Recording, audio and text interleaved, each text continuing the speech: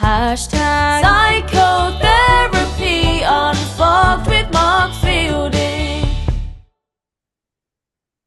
Hello, welcome to Series 5, Episode 20 of Hashtag Psychotherapy Unfolds. As you know, I'm Mark Fielding, your host and psychotherapist and relationship counsellor. This will be the last episode of Series 5. Regular listeners will know that we generally only kind of move up to 20 episodes per series. But I've been so blessed with guests for this series that we have gone a little over. We will be talking about the season finale, which will be episode 21. I'm not entirely sure what we're going to do with that yet, but stay tuned. Now today, I have the absolute pleasure to interview Elizabeth Heusler, who will be talking about her lived experience with experiencing PTSD after an affair. Now, again, our regular listeners will understand that this is an area I work with a lot with couples as a therapist, and I think it's a very, very misunderstood area. And so I'm absolutely chuffed that Elizabeth has agreed to come on and talk about her personal experiences. Such an important misunderstood area. So yeah, I hope our listeners are going to really be informed by this one. So I just want to say thank you so much, Elizabeth, for coming on the show.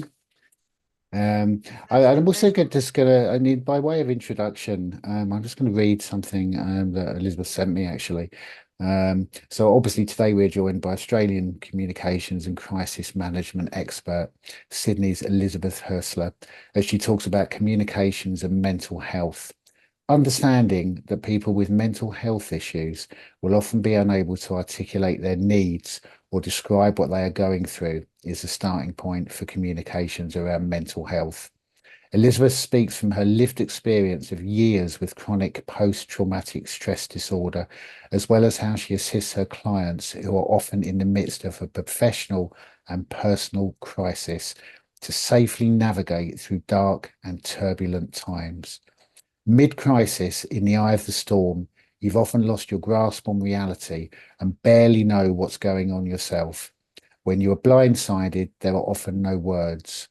Similarly, for those on the receiving end or recipient, either professionally or personally, when someone tells you they are not good enough, not so good, or you have concerns about their well-being, it's difficult to know how to react or proactively broach such a delicate topic, where a misplaced word or inappropriate response may exacerbate the situation. Elizabeth understands that depression or anxiety ride a complex seesaw of feelings, emotions, and reactions. Yeah, I mean, there's so much in there that I absolutely agree with Elizabeth. I wonder if we could kick off the show, whether you could just tell our listeners a little bit about you, Elizabeth. Oh, thank you, Mark, and thank you for the opportunity. I have a public relations and communications company. Most of my work is in crisis and issues management. So I deal with people often at the worst time, certainly of their career, and often with their personal lives. Also, having been diagnosed with chronic post traumatic stress disorder myself, I see two sides of the seesaw, and I understand when clients find it difficult, often impossible, to articulate what they're going through, because that was certainly the circumstance I found myself in, that I couldn't describe to anyone what was going on with me. As a matter of fact, before I was diagnosed, obviously I didn't know what the issue was. I could hardly form a sentence. If anyone said to me, is there anything wrong? I would say, yeah, yes, yeah, there is. I couldn't get any further than that. No. No, and I would say that it's really, really common because I mean, especially around PTSD, but I think this is also true around lots and lots of kind of mental health conditions. As they come on, I think the person who's experienced them really doesn't know what's happening. I mean, all these things are happening. They're not feeling themselves. They're feeling X. They're feeling Y. There's no words for it. So it is really difficult, I think, often for people to communicate. Access help from others and even understand. What is going on. I mean, before we kind of get in gently to your personal history, Elizabeth, can I ask you to tell our listeners a bit more about the work that you do?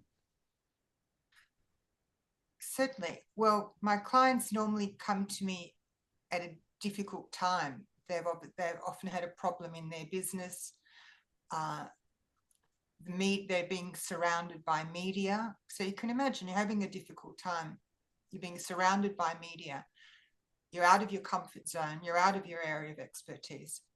And if the media are after you, they're fairly ruthless. So you can add that as another layer of complexity. So I help them navigate through that. Yeah.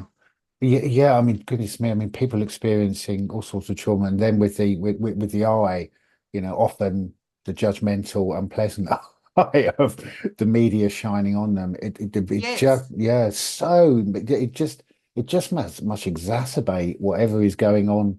I know you can't talk about, what your clients, but it must really exacerbate what's going on for the clients. Well, it's interesting how different clients handle it. And a lot go to pieces, and it feels to me like they're just in the fetal position and can't make sense. They can't make a sentence. Yeah. Others ride the storm. Others become quite assertive. Some rise to the occasion, and that's not always consistent either. So they can straddle that whole range of emotions. And I would say that is also, quite common. I mean, different people experience, trauma, different things that, that might happen to them, in different ways. And, there's a lot of complexity around that. Obviously it depends on their personal history, their personality type, lots of things. But I really agree with you. It's not linear. I mean, someone that has been through trauma and has absolutely coped for a month, it doesn't mean that a month later they're not going to collapse and not deal with it. I mean, and the opposite way around, in fact. And for some clients, that it's going to hit them sooner or later. So yeah, that's so true. you're prepared for that. And let me just segue in gently to kind of your personal experiences.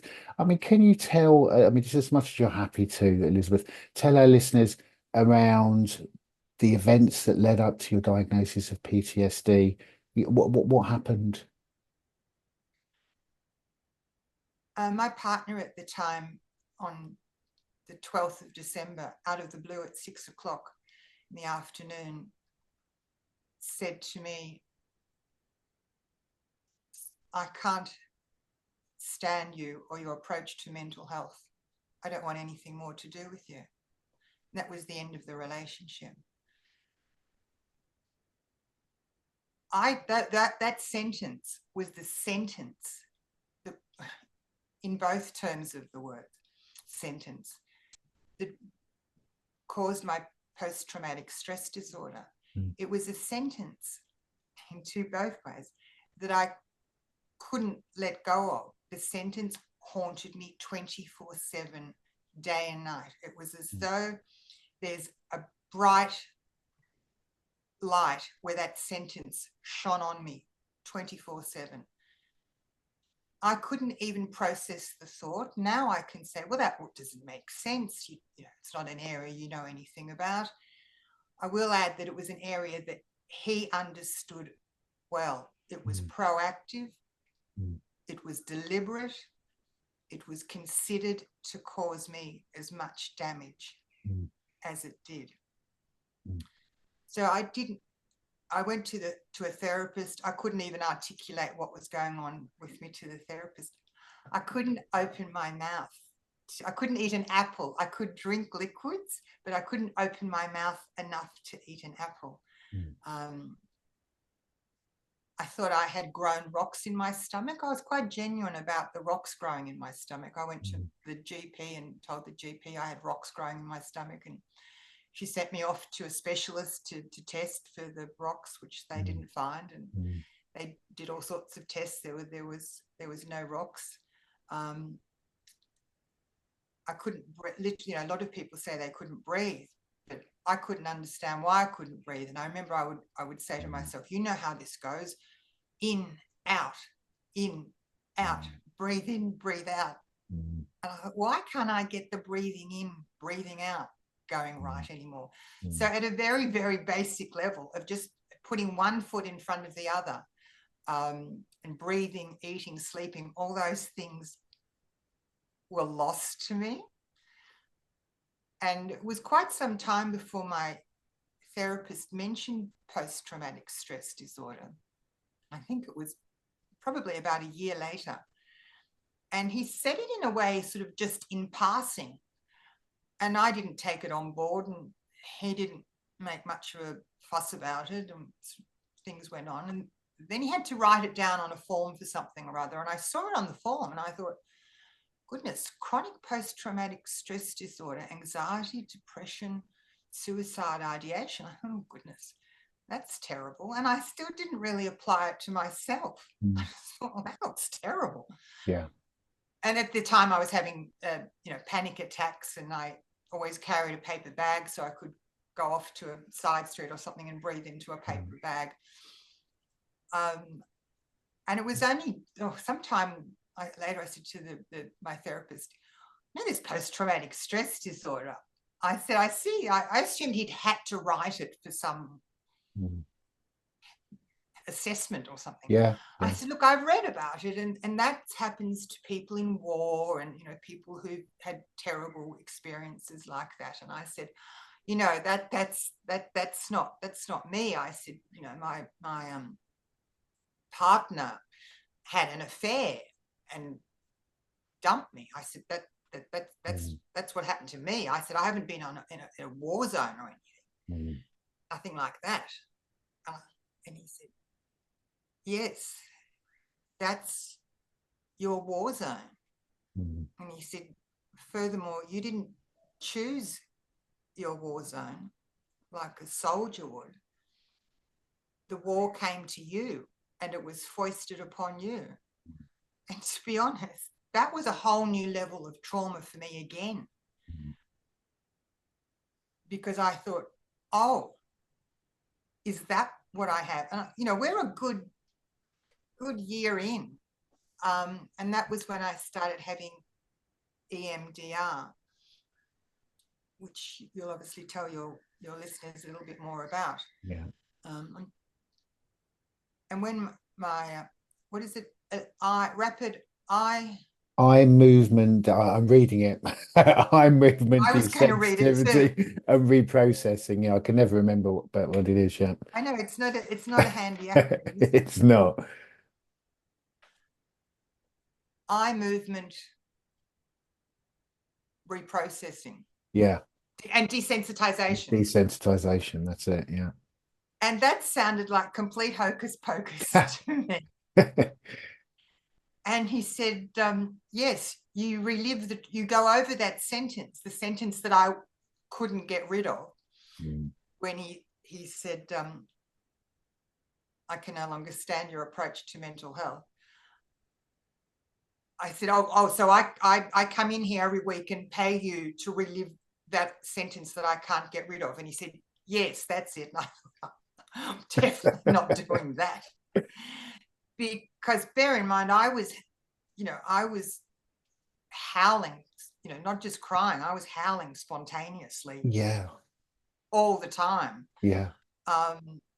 So the howling was the thing that was frightening me. I didn't know when it was coming. It was spontaneous, and it was convulsive crying. It would happen at home. It would happen when I was out. It was spontaneous.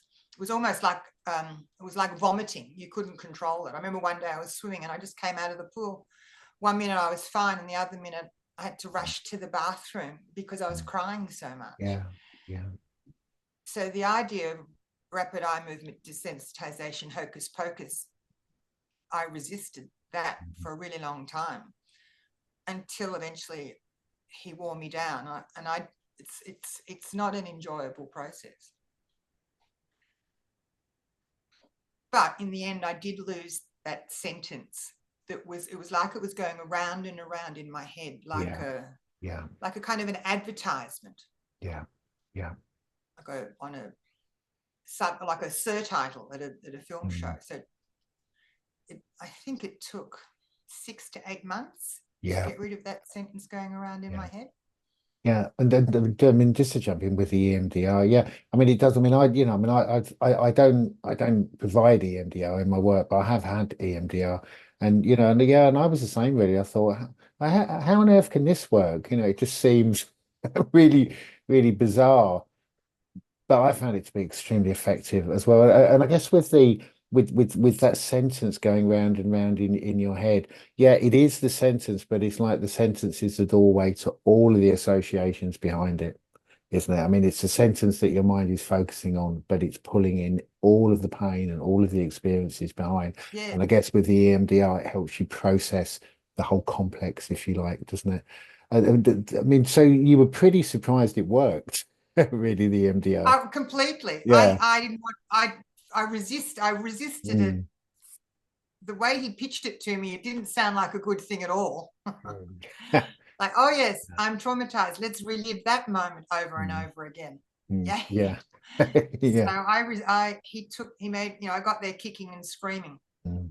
but I was out of, he was out of ideas. I Mm. think I put him Mm. through his paces Mm.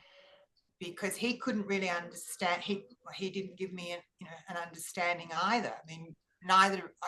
Normally, Mm. I guess the question would be, why did this happen, or what occurred, or what Mm. background, or all Mm. the normal questions, which Mm. he went through for months, and we were forensic Yeah. um, Yeah.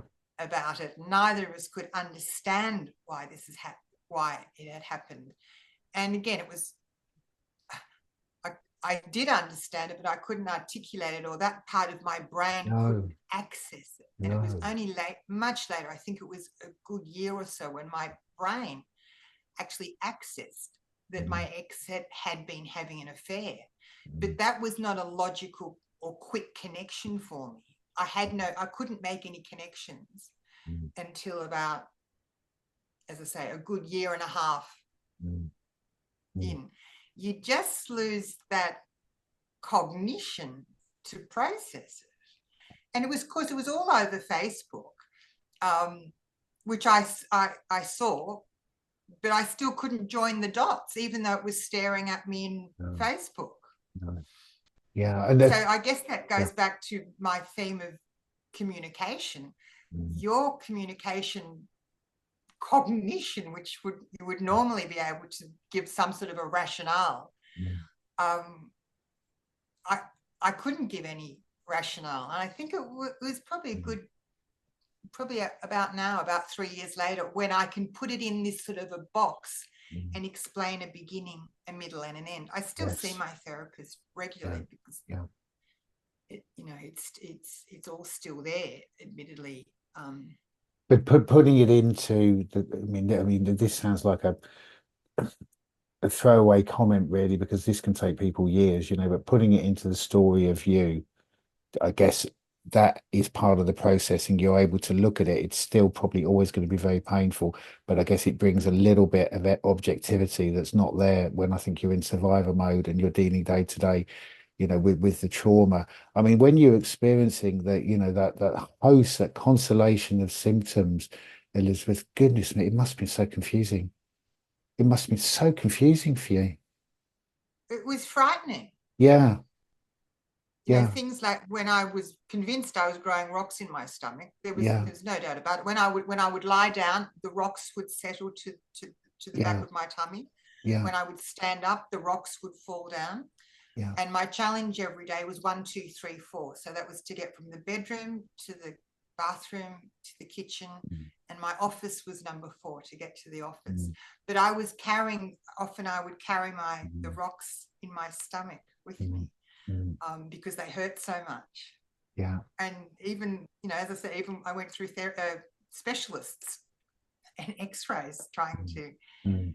diagnose the rocks, and not being able, I couldn't eat an apple. Like I couldn't open my mouth that much to eat the apple. So the breathing frightened me, that I'd lost the ability to breathe in and breathe out. Yeah. And you say to yourself, Elizabeth, come on, you know how to do this. You know it goes in, out, in, out. And I thought there was something else wrong with me. Yeah. Because I thought, I've lost the ability to breathe. I thought, this is obviously how I'm going to die, because I've forgotten how breathing in and breathing out goes. And if I've Mm. forgotten that, that's obviously the beginning of the end. Mm. Yeah, and I guess what you're experiencing, I think, is so common for trauma survivors. It's the kind of somaticization of the trauma. I mean, trauma is not just cognitive; it just sits in the body. It's quite a lot of people that have written all sorts of research about that. Bessel van der Kolk is probably one of the most famous. Yeah, it's your whole system trying to cope with what's happened. You're trying to cope with it cognitively. Your body is trying to cope with it. Yeah, I mean, absolutely terrifying and somewhat isolating. I mean, were you able to, at that time, you reached out to a therapist, but were you able to talk to friends or No, well, anyone? No. that was unfortunate as well. I don't have Mm. any family and I don't have a support group. Yeah. And one of the common things is people say, oh, surround yourself with friends and family, people who love you and support you. Well, that had just backfired something terrible on me, because Yeah. he was that, I thought. Mm. And he said that to me just the day before I was going in to have surgery. So none of my world made sense. And this brings me back to your earlier point about communication. Mm. I couldn't communicate it to anyone. No. And the one or two people we have, I don't know if you have it in the UK, we have things like Are You OK Day, hashtag. No. You're supposed to ask people if Familiar they're with that. okay. Yeah. We have Suicide Awareness Day. We have do push-ups for pushing through to mental health. So the people in my circle are very aware of those things, and they're ambassadors for Are You OK Day. They do the push-ups for Push Through for Mental Health Day. They do all those things. But when it was a one-on-one interaction, one of the first people I told said to me, "Are you okay?" And I said, "No." And he said, "I have to go now." Oh, goodness. And that was the story of all my interactions. If ever you want to talk about it, call me. Well, this is it. I should walk across broken glass, and this is. And I think with all the focus on mental health, the focus is on the person with the mental health issue. I see very little for the people surrounding that person That's with true. a mental health issue. And as you said in my introduction, I am in the communications area. When there's a difficult conversation, you have to go through it. Unlike when there's been a death and when people are grieving, people are much more comfortable around that conversation because it's obvious. There's a body, there's someone missing. So people say things like when there's grief, "Oh, I'm sorry to hear of your loss. Can I bring you something? Can I send flowers?" I wanted flowers. I wanted someone to come around and grieve my loss. I wanted recognition of it. Yeah. A neighbour of mine whose dog died at the same time, we often walked up the street together, and people would often comfort him about his dog that had passed. Yeah.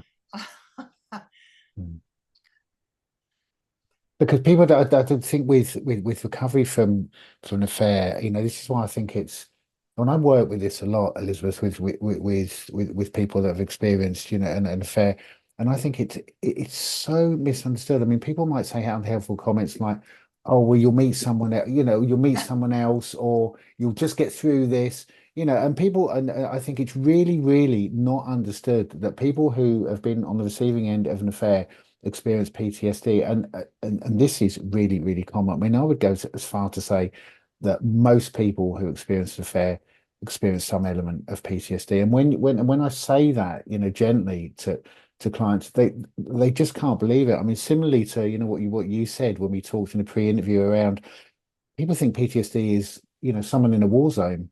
Well, people think you get PTSD if you're I don't know if people are trying to kill you. I mean, yes, you do, but I think that the similarity is it's completely out of the blue. Often, people think they're I mean, every situation is different, right? But often people think they're in a fine functioning relationship. They're not expecting it, and then it comes out of the blue. So it's completely unexpected.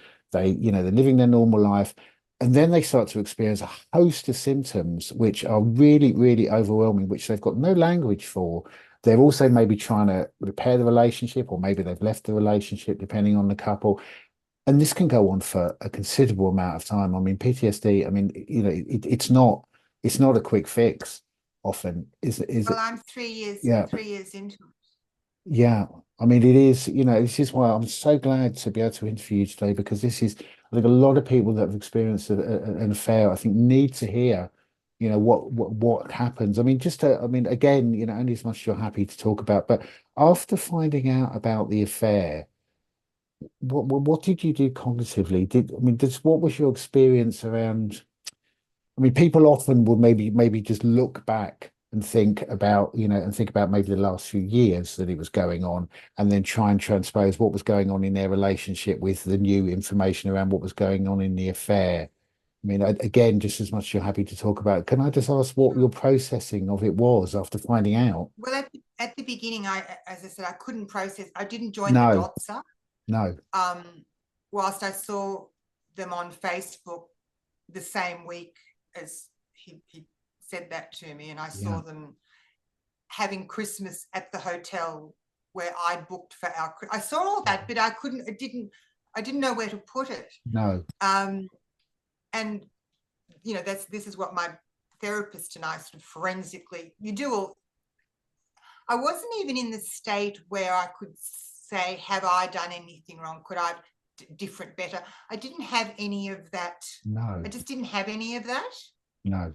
It was more about just the breathing and the getting from the bathroom to the bedroom to the kitchen to the office. Yeah. So those other analysis areas were not anywhere I would go near. No. Again, my therapist said as a throwaway line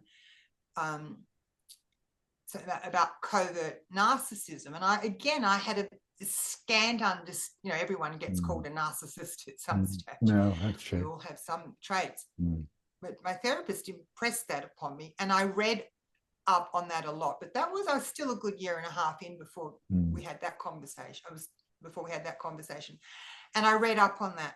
And once I understood that I'd actually been having a relationship with the equivalent of a door, there is no emotion, there is no feeling. And when I read that, I could equate some of his traits to just like a piece of wood.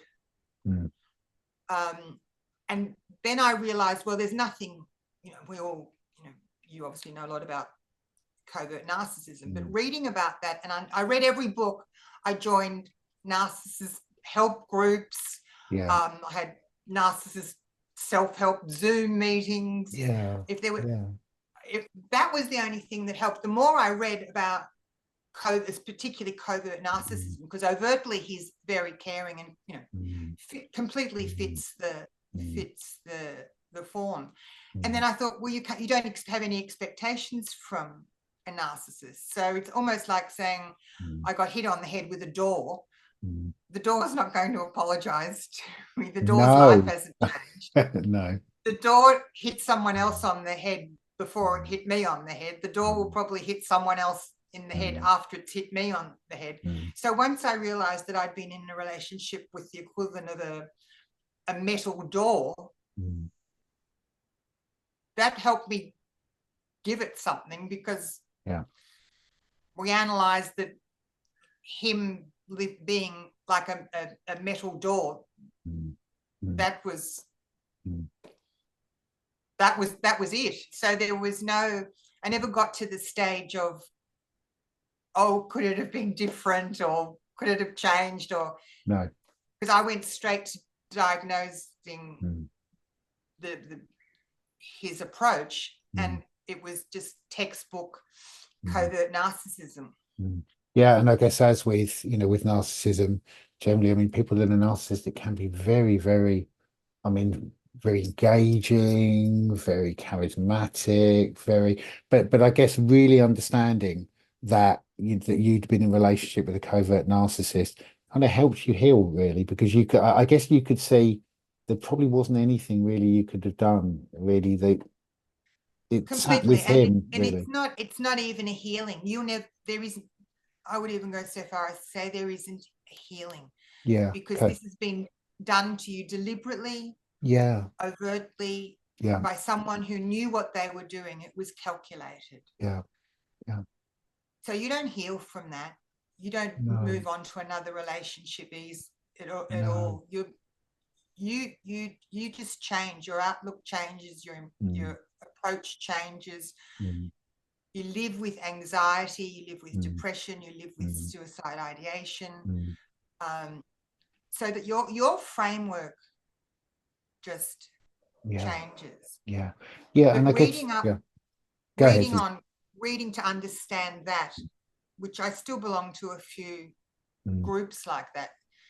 And obviously my therapist and I talked about it every session, uphill and down dale, about narcissists. And you realize that they don't miss you. They will never miss you. They'll only miss, if you like, the talents or the skills or whatever you had. They'll miss those because they're obviously quite handy. Well, what you're They'll miss providing, those. isn't it? They'll miss what you provided, but Yeah. they never loved you, so they don't miss you. So it's almost like they need a supply. So which is why you'll always, I say we have some degree of expertise, why you'll always see a narcissist will have another relationship on the burner before he loses the one he's with, because it's almost like they can't be without a relationship. What it really means is they can't be with themselves. Yeah. So in any relationship, they remake themselves to fit the new model. Yeah. Yeah. Yeah. So you were just like an air supply. So in a way, you can't take it badly, because you think it's almost like if a child does something to you, they don't know any better. They can't analyze themselves. They can't see what they're doing. They've just decided one day, I no longer want this supply. Almost like a child says, oh, I don't want this. I don't want to eat my vegetables today, and spits them out. It's about like that. Yeah. And often I think, and I have to choose my words carefully here, but often inside a narcissist is a very, very, it's a child. It's a child that, is maybe somewhat damaged, although, that I don't say that to, to kind of dissolve the effects of their behavior, on others. I mean, I guess it's left you in a position where, I mean, it's difficult to trust others. I mean, is that where it's left you, Elizabeth? Do you think? I mean, in terms of trusting Well, others and their motivations, I haven't been put in a position where that's an issue. So I doubt that I would ever have a relationship anyway. Yeah. So it won't be an issue. Could you say a little bit about the groups, the online groups? Because I think these can be really helpful for people in sharing experience. The online groups. Yeah. You know how you find everything on the net. You start putting something in, and then all of a sudden things come up. And you'll find them. But what I find really interesting now, I'm still involved in some of those groups. You see people who are just new to it, and you think, oh yes, I remember you, and they ask all the same questions, and it's all such a shock to them, and they're still doing what could I have done differently? Definitely. And after sort of 3 years in, you're somewhat of a veteran in this field. Yeah. So you've earned your stripes, not in any way that you would have ever chosen to earn your stripes, but you can see yourself 3 years ago with, oh, you are where I was, and you feel for them. You think, you have this journey in front of you before you grasp what was really going on. Yeah. Yeah. But I guess in those online forums, goodness me, the experience of someone who, I mean, just to have a place where you can share, the trauma, I think is tremendously helpful. But to have people in that forum that are further along the line, it must be incredibly helpful for people. I mean, even somebody saying, I understand what's happening for you. The same thing happened for me. Even that, I think for someone who's in the midst of, of an unknown trauma and all sorts of symptoms, must be so healing for some people. It's all textbook stuff. They're almost all the stories are the same. Yeah, I know. Yeah, and then to hear somebody else that's been through exactly the same thing and the experiences, I think is so healing. I mean, even in therapy, often I think when you can, and obviously as a therapist, you have to be very gentle about this, but often when you kind of name it and then you talk about, the experiences someone is experiencing under the heading of, of trauma, of PTSD, however it might be framed. Goodness me, I mean, even though people are in the midst of it, having the context, I think, can be tremendously helpful. It takes some of the confusion away. Oh, this is what's happening to me. Oh, Mm. how can this happen to me after an affair? But then you kind of go in and you explain. And I mean, I just wanted to maybe ask you a little bit in terms of what do you do to sustain good mental health in your own life now? Are there things that you do to maybe sustain good mental health in your own life now? What do you do? Well, nothing has Yeah, changed that much in that I've always been very active and played a lot of sport and worked yeah, out a lot. great. And my Mm, work is it's very absorbing. yeah, Um, it like similar to your work. When you're working, it, it's very deep work, it's totally um, absorbing. Yeah, and very absorbing. yeah, So sadly, I haven't got any hints or tips. The only thing in hindsight I found was useful was reading up on it. And I have a library of books on this yeah, stuff now. yeah. On my own PTS, post-traumatic stress disorder. I Mm. like using the full name because I think in common parlance it's sort of dismissed as, oh, I had a bad day at the office. I think I've got PTSD from that. Yeah, you're right. Post-traumatic stress disorder is Yeah, massive, and it shouldn't it be is. relegated to some sort of throwaway line like I've got a bit of Mm. a sniffle or a cough. Yes. So I haven't got any great hints or tips. The only thing that I found better was, and how I am in my work, I Mm. get as much knowledge as I can. Yes. So reading, I've got books on dealing with narcissists. I've got books Mm. on spotting narcissists. I belong to Mm. narcissist support groups. Mm. I still go and see my therapist. Mm. I still have a lot of bad days. Yeah. Still have spontaneous crying. Yeah. And I remember at my worst, because I'm a commercial writer, I thought, oh, I should be writing down a diary or a journal of this because Mm. I can't believe it's happening to me. No. Was If I had a title for my journal, it would be, I can't believe this is happening to me. Mm. But I wrote down words that were just rubbish. And when Mm. I read back on them, I thought, goodness, you can't even make a sentence. So I would think generally people find their own what helps them. My Yeah. therapist kept talking about self-care. I didn't actually know what he was talking about. Mm. Well, that's common. Process any of those Yeah. things. I thought, what's he talking about? Mm. Having a manicure or something. Mm. I'm having trouble breathing, Mm. and he's talking about having a massage. I can't get from the bedroom to the bathroom, and he's thinking maybe I should get my nails done or something. Yeah. That I didn't know what he was talking about, and I thought, oh, maybe it's some sort of fancy therapy code for something that I'm not getting. But I didn't know what he was talking. I didn't know what he was talking about. So I'm a bit short on the hints and tips, except knowledge is power. Yeah. So I approached this forensically. I researched my ex, I researched his family, I researched their mental health disorders, uphill and down dale. I had someone investigate him for me. I had someone investigate his family for me.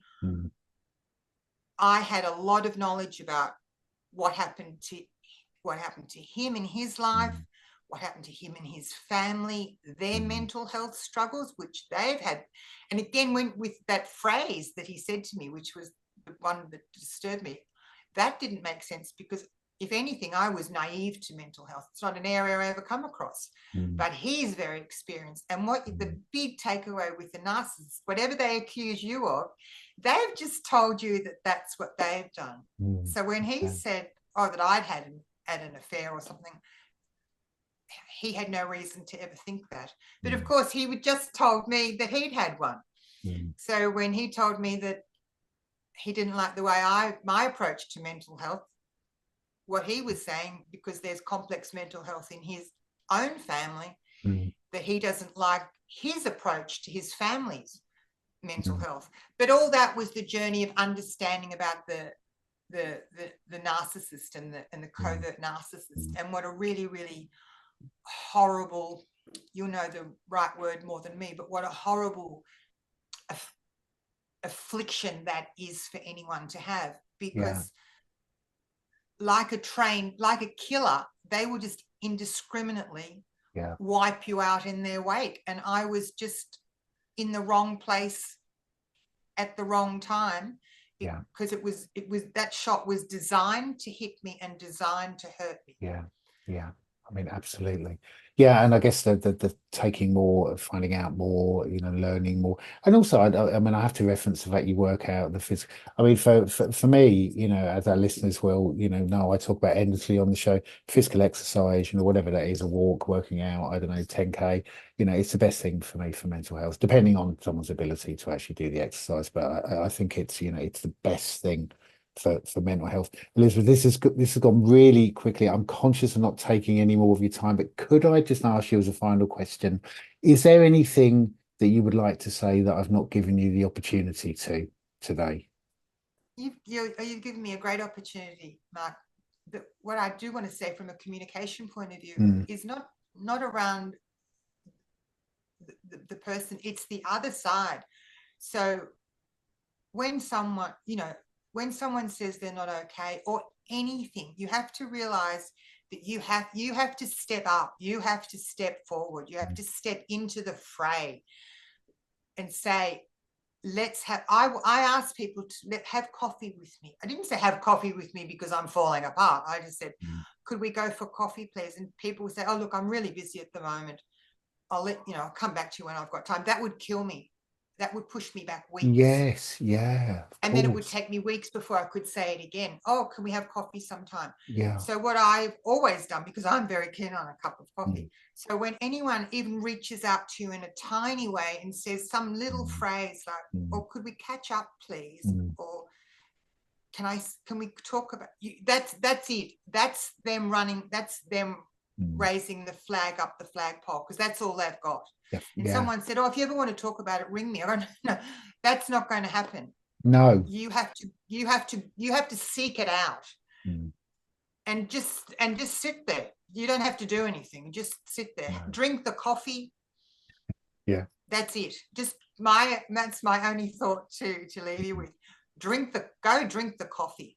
And I have to say that is a really, really important last thought. People need to, I mean, the people need to lean in and take if someone says, oh, do you want to go for a coffee? They need to understand really that, how important that is.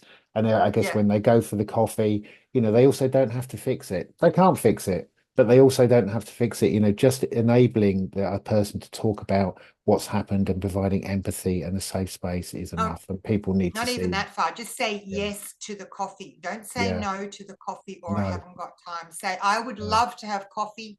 I'll ring you on Monday and we'll make a date. But give them something firm, because that's all they're grasping onto. Yes. Don't say, oh, look, I'm busy. We'll do it another time. I'm busy this week, but I'll ring you next week and we'll put something in the diary, because that's all they've got. Yeah, I mean, absolutely. That's a really kind of nice place to finish. Elizabeth, I want to say thank you so much for coming on and talking about, what is such an important area. It's been great, and I really appreciate you taking the time today. Thank you for having me, Mark. And I'd just like to again thank Elizabeth so much for coming on the show. I'm so glad that we've been able to cover this on the show. I mean, obviously, as our listeners will know, season 5 is about relationships. And I think in episode 3 or 4, we talked about healing from the affair. We touched a little bit on the trauma aspect, the potential for PTSD when experiencing an affair. So I'm really glad that Elizabeth, got in touch and came on the show to talk about it. I mean, unfortunately, it is very common that people that have experienced an affair can drop into experiencing PTSD.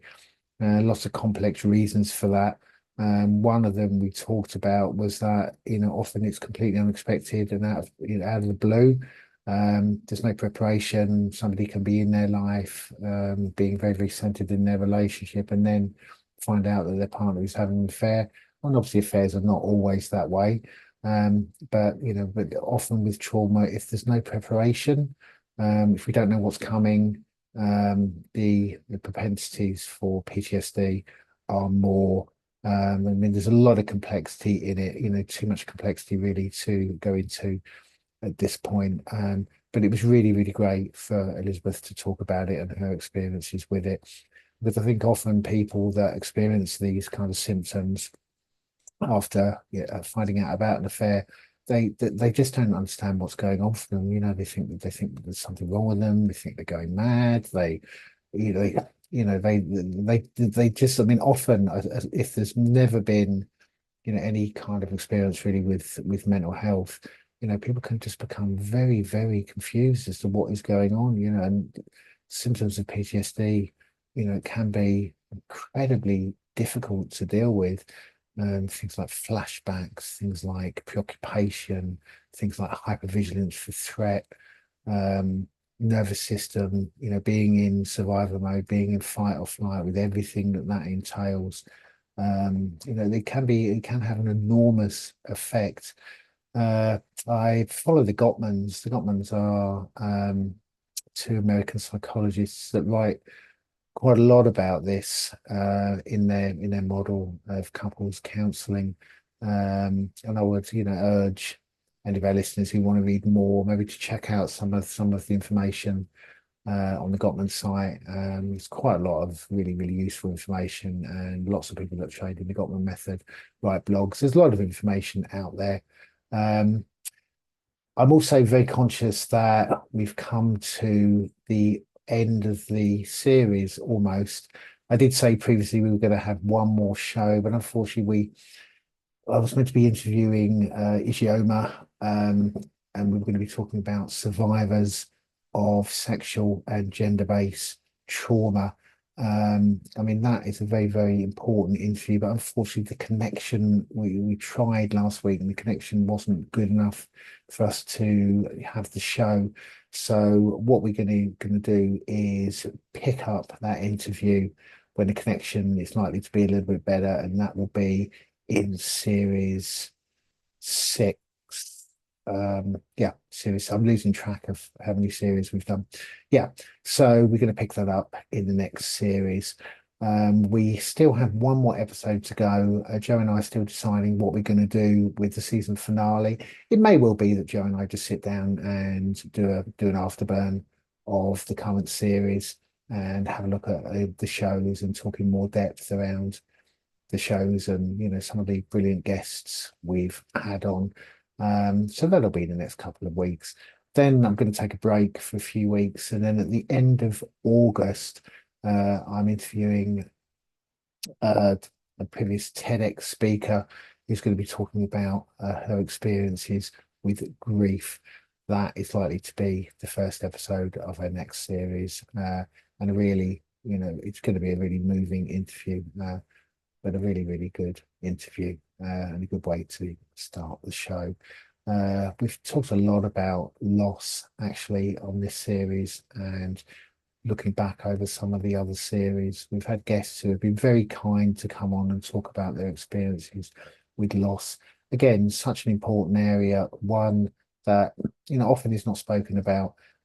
So really looking forward to the first episode of our new series. But stick around, watch this space. We'll be doing the season finale very, very soon.